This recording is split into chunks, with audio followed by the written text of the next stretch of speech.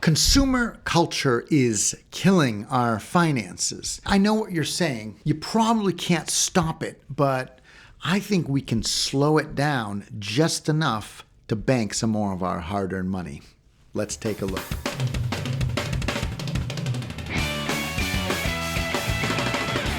I'm randomly going to select 100 of you to receive your own gold-plated coin. I used to carry around a gold coin kind of similar to this one right here. Not to spend, but because it reminded me of wealth. And it was a symbol for me of what was to come and what I could achieve financially. As a thank you for your support, I want to give you a little piece of motivation to remind you of what you can achieve and the results that you can get in life. So, when this channel hits 500 subscribers, I'm randomly going to select 100 of you to receive your own gold-plated coin. These coins are real currency from around the world that have been plated in 100 mils of fine gold.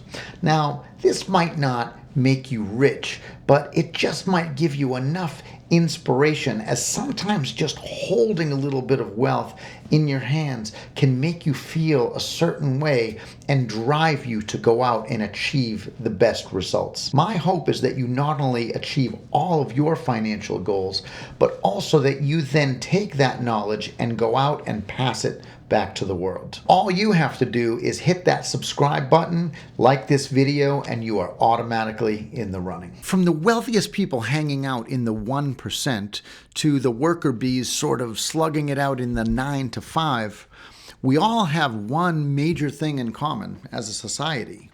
We love to spend too much money. Thomas Jefferson said, he had a great saying, and we're talking about a guy here, born over 280 years ago. And he said, never spend money before you have it. Now, I find that amazing because already so long ago, he was really focused in on what people were doing with their money. I have a saying too, and I like to say, never spend your money before you have earned it. You see, today, it's very easy to spend our money before we've even made it. And they make it so easy to do. We have buy now, pay later. We have credit cards. We have reoccurring subscriptions. We can go online and buy something and they'll send us the bill. We have all these reoccurring payments. So it's even easy to be in January and spending money that you're going to make in December. I mean, it's amazing the amount of money that this consumer culture is extracting out of us on a daily basis. And it's way too much money. I know what you're saying. Well, what do you mean? What's too much money? Isn't it just all relative? It's relative to what you make. Sure. If I'm a multimillionaire and I go out and I spend some money on a frivolous item that I may use once or twice, or maybe never even use at all, isn't it just a drop in the bucket of my net worth, right? I spent a little bit of money. If I'm your average worker bee, just going out and slugging it out in the 9 to 5, and I want that overpriced latte, or I want that late night Uber Eats delivered to my house because I feel like snacking, isn't that just a drop in the bucket of my financial net worth?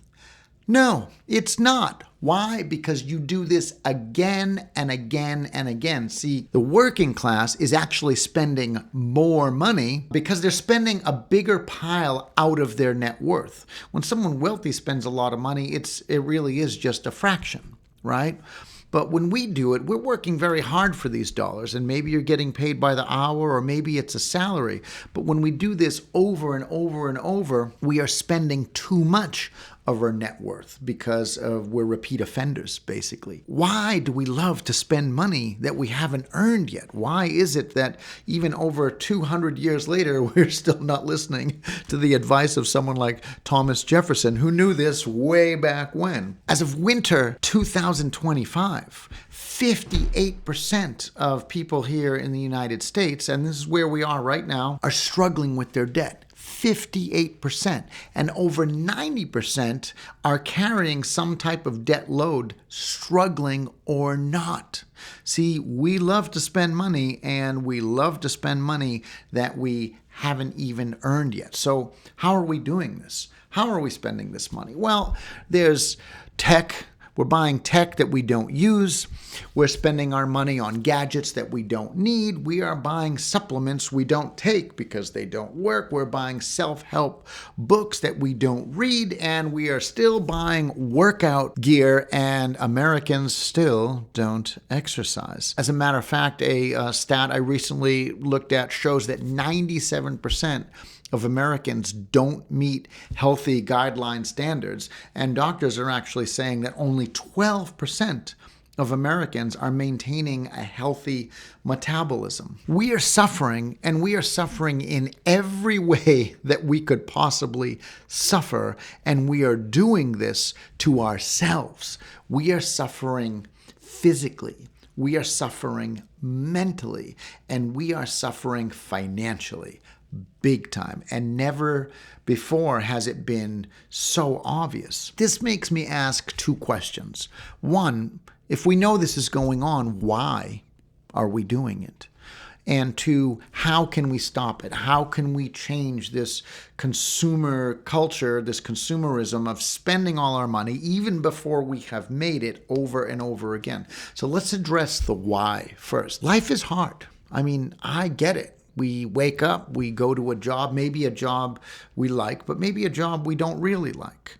Maybe we feel like we're not making enough money. Maybe it's a difficult environment. Maybe it's just a grind getting there. Life is hard, but in this have everything, quick fix, instant gratification culture, we are constantly rewarding ourselves for every little thing because we feel life is hard. And in doing this, you are no longer suffering from instant gratification. We are suffering from constant gratification. In other words, we feel like because we got up, we dressed ourselves, and we're on our way to work, we got that far that maybe we deserve that $8 cup of coffee. We feel like maybe because we got through the day without wringing our boss's neck because they're so difficult, or getting into it with a coworker, that we deserve to have some food delivered to us at night. Like, we need these rewards. So it's no longer an instant gratification, it's constant gratification, where we want everything. And at the end of all of this gratification, we find ourselves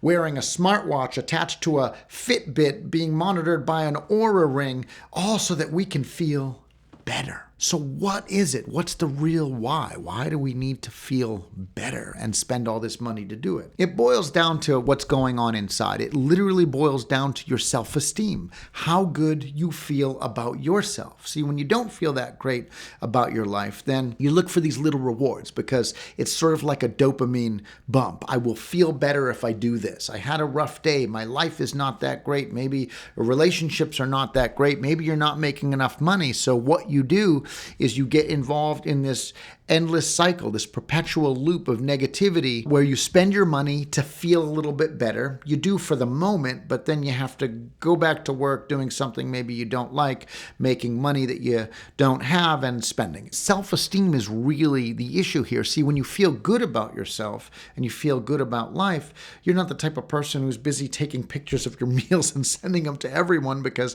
hey, look at how awesome my meal is. We do these things because deep inside we don't really feel good about ourselves. So the first thing that needs to be addressed is how we're feeling about ourselves, and really take a good hard look at our life. Now let's address the how. How would we even begin to fix this? The first step in the right direction is always awareness. So if you know you have an issue, then you can take a look at it. What I do is sometimes I write things down, because somehow writing it down, if I am spending too much money, or if I have this bad habit, or I have this thing that I'm doing, putting it on paper and actually physically reading it sort of brings it into the real world. You aren't just burying it in the back of your mind. So the first thing you have to do is increase your awareness and take a good hard look at what you're doing. Maybe you have a habit. Maybe your habit of spending money is after dinner every night you go get online. You go on Amazon and check out the newest things that you've heard about or that someone told you about, or maybe a friend of yours bought something. You're like, oh, I want to investigate that. And that's just your kind of plan after dinner, and you tend to do this. So this becomes a habit. So once you're aware of what you do and you write it down and bring it into the real world, the next thing you have to do is break the pattern. And you have to break the pattern by replacing the habit. I'm not a smoker and I've never been a smoker, but if I smoked and I said I want to smoke less, or I eventually want to get to the point where I quit, maybe what I would do is buy some gum and buy some packs of Tic Tacs, and every time I even thought of smoking a cigarette, go to that first. Right? Just go. This doesn't mean I'm going to stop smoking right then and there. This doesn't mean that I'm not going to think about smoking or even want to smoke. But what it does do is it breaks the pattern. My pattern is I eat something and think about smoking a cigarette. Now I'm going to go for a stick of gum instead. Well, maybe I'm going to have a stick of gum. Maybe I'm even going to have 3 sticks of gum. But eventually I'm going to go back and I'm going to smoke a cigarette. If I can keep extending my time, because I'm breaking the pattern and I've made a new habit of doing something else to replace that. Let's say my habit was overeating and I like to snack really late. Well, I don't like to eat personally after a certain hour of the night, but if it gets approaching that hour and I'm still hungry and I want a snack, I say, let me take the dog out for a walk really quick. He needs to go out anyway. In other words, I break the habit. Instead of running to the fridge to go grab a snack, I go do something. Maybe I get on my bike and I go pedal around the block a couple times. In other words, I not only break the habit, but I replace it with something that might actually even be good for me. So I'm changing my thinking by being aware of it, then breaking the habit, replacing it with a new habit, a new pattern, and then I can do the really fun thing, which is get to the reward, right? If you do all this, then you want to be rewarded. Remember, we talked about this is why we do things in the first place, is we're constantly rewarding ourselves with constant gratification. Well, you should reward yourself. If you eat out too much or you get takeout all the time,